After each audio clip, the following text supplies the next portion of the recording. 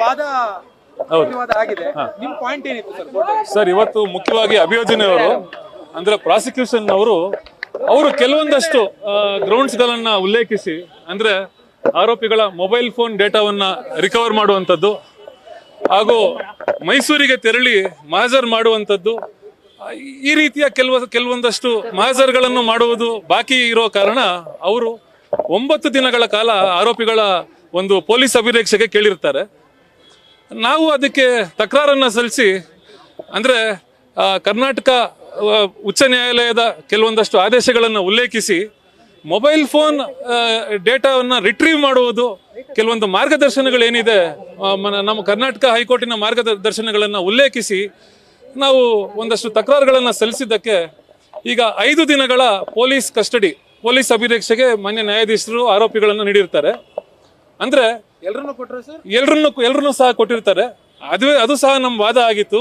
ಯಾಕೆಂದ್ರೆ ಯಾರು ಯಾವ ಕಾರಣಕ್ಕೆ ಪೊಲೀಸ್ ಅಭಿರಕ್ಷೆಗೆ ಬೇಕು ಅನ್ನೋದನ್ನ ಅಭಿಯೋಜನೆಯವರು ಸ್ಪಷ್ಟವಾಗಿ ಹೇಳಿರಲ್ಲ.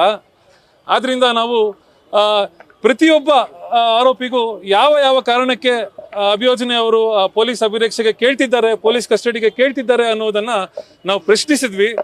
ನ್ಯಾಯಾಧೀಶರು ಕೂಡ ಅದನ್ನ ಮಾನ್ಯ ಮಾಡಿ ಅವರು 9 ದಿನಗಳ ಕಾಲ ಏನು ಪೊಲೀಸ್ ಅಭಿರಕ್ಷೆಗೆ ಕೇಳಿದ್ರು ಅದನ್ನ ಪರಿಗಣಿಸಿ, ನಮ್ಮ ತಕರಾರುಗಳನ್ನ ಸಹ ಪರಿಗಣಿಸಿ 5 ದಿನಗಳವರೆಗೆ ಪೊಲೀಸ್ ಕಸ್ಟಡಿಗೆ ನೀಡಿರ್ತಾರೆ. ಅಂದ್ರೆ 20ನೇ ತಾರೀಕು ಸಂಜೆ ಸುಮಾರು 5 ಗಂಟೆ ಒಳಗೆ ಎಲ್ಲ ಆರೋಪಿಗಳನ್ನು ನ್ಯಾಯಾಲಯದ ಮುಂದೆ ಹಾಜರುಪಡಿಸತಕ್ಕದ್ದು ಎನ್ನುವ ಆದೇಶವನ್ನ ನ್ಯಾಯಾಧೀಶರು ಈ ದಿನ ನೀಡಿರ್ತಾರೆ. ನಿಮ್ಮ ಓಪನೆಂಟ್ ಕ್ರಾಸಿಂಗ್ ಹೇಗಿತ್ತು ಸರ್? ಅವರು ಏನ್ ಪಾಯಿಂಟ್ ಅನ್ನ ಮಾಡ್ತಾ ಇದ್ರು ಕೇಸ್?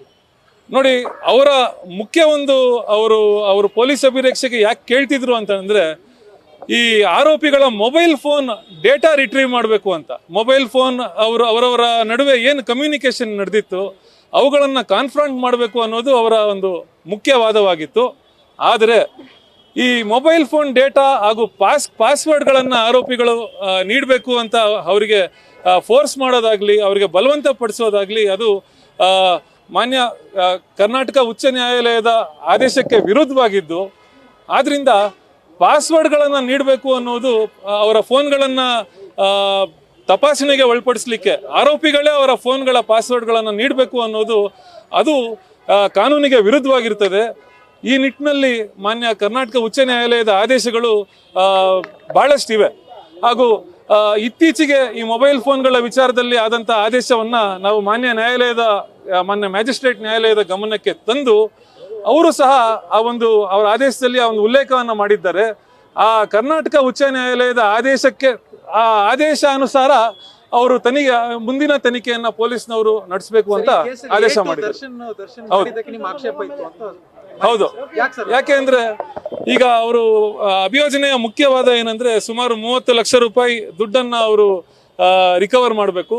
ಅನಂತರ ಈ ಆರೋಪಿಗಳ ಬಟ್ಟೆ ಬರೆಗಳನ್ನ ರಿಕವರ್ ಮಾಡಬೇಕು, ಆರೋಪಿಯ ಚಪ್ಪಲಿಯನ್ನ ರಿಕವರ್ ಮಾಡಬೇಕು, ಮುಂತಾದ ಏನು ಕೆಲವೊಂದಷ್ಟು ಗ್ರೌಂಡ್ಗಳನ್ನ ಅಭಿಯೋಜನೆಯವರು ಹೇಳಿದ್ರು.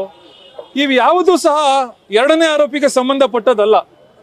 ಯಾವುದೋ ಆರೋಪಿಯಿಂದ ಏನೋ ವಶಪಡಿಸ್ಕೋಬೇಕು ಅನ್ನುವ ಕಾರಣ ಎಲ್ಲವನ್ನೂ 2ನೇ ಆರೋಪಿ ಅಂದ್ರೆ ಎಲ್ಲವನ್ನೂ ದರ್ಶನ್ ರವರ ವಿರುದ್ಧ ಹೂಡ್ಲಿಕ್ಕೆ ಸಾಧ್ಯ ಇಲ್ಲ. ಆದ ಕಾರಣ ರಂಗನಾಥ್ ರೆಡ್ಡಿ.